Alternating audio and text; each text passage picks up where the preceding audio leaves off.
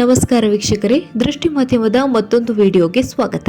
ಭೂಮಿಯಲ್ಲಿ ಹುಟ್ಟಿದ ಮನುಷ್ಯರೆಲ್ಲ ಬುದ್ಧಿವಂತರಲ್ಲ, ಉತ್ತಮ ಗುಣ ಹೊಂದಲು ಸಾಧ್ಯವಿಲ್ಲ. ಮನುಷ್ಯನ ಗುಣ, ನಡತೆ, ಬುದ್ಧಿ ಈ ಎಲ್ಲವೂ ಅವನ ರಕ್ತದ ಗುಂಪನ್ನ ಅವಲಂಬಿಸಿದೆ.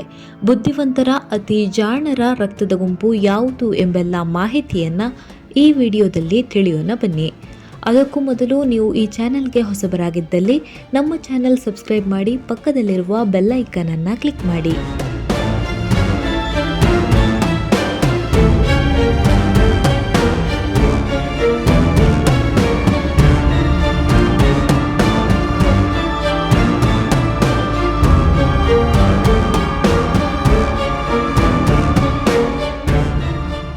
ಬಂಧುಗಳೇ, ನಿಮ್ಮ ಮನೆಯಲ್ಲಿ ಅಥವಾ ಪರಿಚಿತರಲ್ಲಿ ಹಲವರು ಜಾಣರು ಇರುತ್ತಾರೆ. ಅವರು ಕ್ಷಣಾರ್ಧದಲ್ಲಿ ಕಠಿಣ ಸಮಸ್ಯೆಗಳನ್ನ ಪರಿಹರಿಸುತ್ತಾರೆ.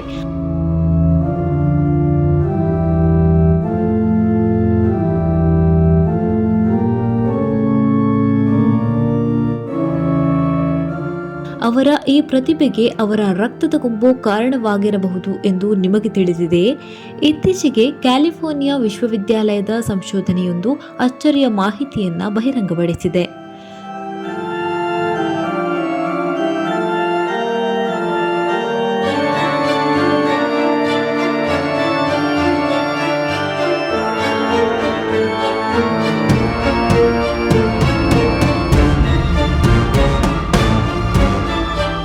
ಸಂಶೋಧನೆಯ ಪ್ರಕಾರ B+ ಅಥವಾ B ಪಾಸಿಟಿವ್ ರಕ್ತದ ಗುಂಪಿನ ವ್ಯಕ್ತಿಗಳ ಮೆದುಳು ಇತರ ರಕ್ತದ ಗುಂಪುಗಳಿಗಿಂತ ಹೆಚ್ಚು ತೀಕ್ಷ್ಣವಾಗಿರುತ್ತದೆ.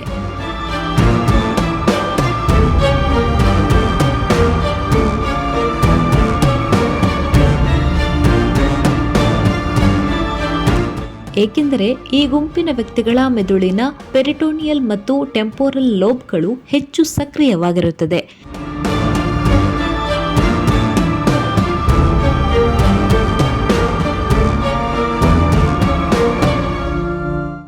ಇದರಿಂದಾಗಿ ಅವರ ನಿರ್ಧಾರ ತೆಗೆದುಕೊಳ್ಳುವ ಸಾಮರ್ಥ್ಯ, ಆಲೋಚನಾ ಶಕ್ತಿ ಮತ್ತು ಸ್ಮರಣಾ ಶಕ್ತಿ ಅದ್ಭುತವಾಗಿರುತ್ತದೆ.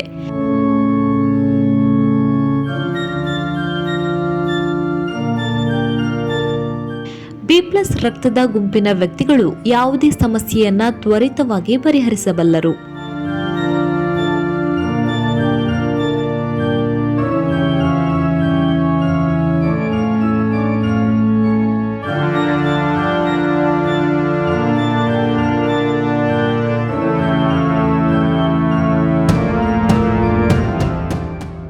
B+ ಅಥವಾ B ಪಾಸಿಟಿವ್ ಗುಂಪಿನ ರಕ್ತ ಹೊಂದಿರುವ ವ್ಯಕ್ತಿಗಳು ಯಾವೆಲ್ಲ ಲಕ್ಷಣಗಳನ್ನು ಹೊಂದಿದ್ದಾರೆ ಎಂಬುದನ್ನು ತಿಳಿಯೋಣ ಬನ್ನಿ.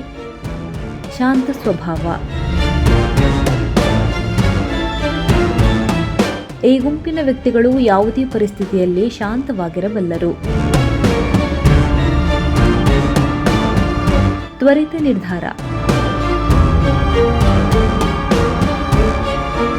ಈ ರಕ್ತದ ಗುಂಪು ಹೊಂದಿರುವ ವ್ಯಕ್ತಿಗಳು ತ್ವರಿತವಾಗಿ ಮತ್ತು ಸರಿಯಾದ ನಿರ್ಧಾರಗಳನ್ನು ತೆಗೆದುಕೊಳ್ಳಬಲ್ಲರು. ಸೃಜನಶೀಲತೆ. ಈ ಗುಂಪಿನ ವ್ಯಕ್ತಿಗಳ ಸೃಜನಶೀಲತೆ ಇತರ ರಕ್ತದ ಗುಂಪುಗಳಿಗಿಂತ ಹೆಚ್ಚಾಗಿರುತ್ತದೆ. ಆದ್ದರಿಂದ ಅವರು ಹೊಸ ವಿಷಯಗಳನ್ನು ಕಂಡುಹಿಡಿಯುವಲ್ಲಿ ಪರಿಣಿತರು.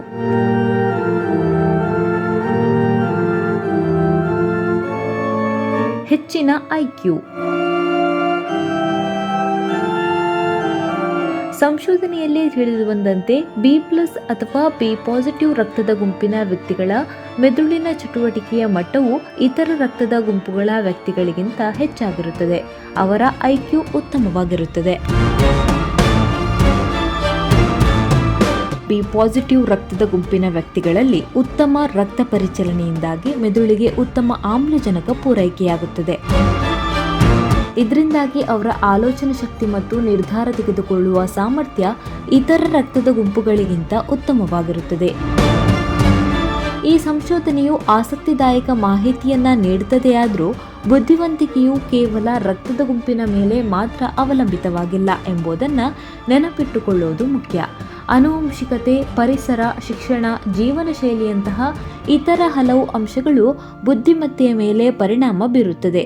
ಆದ್ರಿಂದ ರಕ್ತದ ಗುಂಪು ಬುದ್ಧಿಮತ್ತೆಯ ಒಂದು ಭಾಗವಾಗಿರಬಹುದು, ಆದರೆ ಅದು ನಿರ್ಣಾಯಕ ಅಲ್ಲ.